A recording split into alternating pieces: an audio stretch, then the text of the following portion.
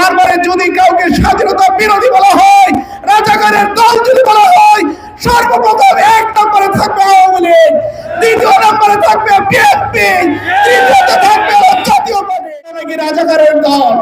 আমরা বলতে চাই, বিগত সরকারের আমলে যখন রাজাকারদের তালিকা করা হয়েছিল, সেই তালিকার শীর্ষে অবস্থান করছিল আওয়ামী লীগ, 2য় অবস্থানে ছিল বিএনপি, 3য় অবস্থানে ছিল জাতীয় পার্টি, আর 4র্থ অবস্থানে মাত্র 36 জন।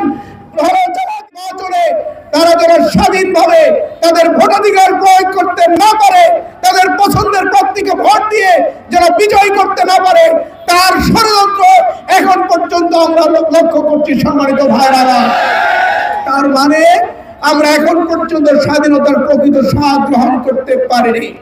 ইনশাআল্লাহ আগামী 12ই ফেব্রুয়ারি 2026 সালের 12ই ফেব্রুয়ারি এদেশের মানুষ ভোটাধিকার প্রয়োগের মধ্য দিয়ে, ব্যালট বিপ্লবের মধ্য দিয়ে এমন একটা বিজয় নিয়ে আসবে, যে বিজয়ের মধ্য দিয়ে এদেশের মানুষ প্রকৃতপক্ষে স্বাধীনতার স্বাদ গ্রহণ করবে, ভোট এবং ভোটের অধিকার আদায় হবে, মানুষের বাক স্বাধীনতা ফিরে আসবে, চাঁদাবাজি থাকবে না, দুর্নীতি থাকবে না, একটি স্বাধীন মুক্ত পরিবেশে সবাই শান্তিপূর্ণভাবে বসবাস করবে ইনশাআল্লাহ।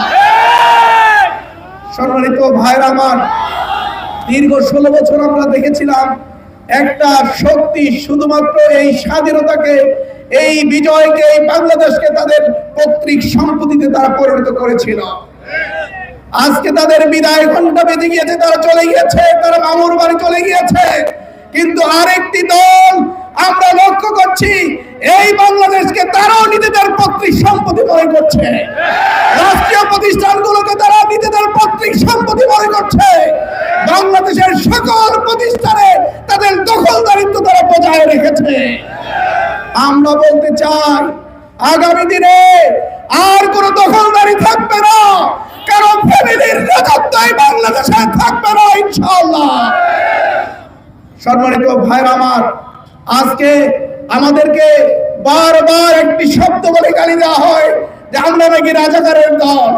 আমরা বলতে চাই, বিগত সরকারের আমলে যখন রাজাকারদের তালিকা করা হয়েছিল, সেই তালিকার শীর্ষে অবস্থান করছিল আওয়ামী লীগ, 2য় অবস্থানে ছিল বিএনপি, 3য় অবস্থানে ছিল জাতীয় পার্টি, আর 4র্থ অবস্থানে মাত্র 36 জন জামায়াত ইসলামের ছিল। তারপরে যদি কাউকে স্বাধীনতা বিরোধী বলা হয়, রাজাকারের দল যদি বলা হয়, সর্বপ্রথম 1 নম্বরে থাকবে আওয়ামী লীগ, 2 নম্বরে থাকবে বিএনপি, 3য়তে থাকবে জাতীয় পার্টি। সুতরাং এই 3 দলকে বাদ দিয়ে কাউকে স্বাধীনতা বিরোধী রাজাকার বলার সুযোগ নেই। সম্মানিত ভাইরা আমার, আমরা চাই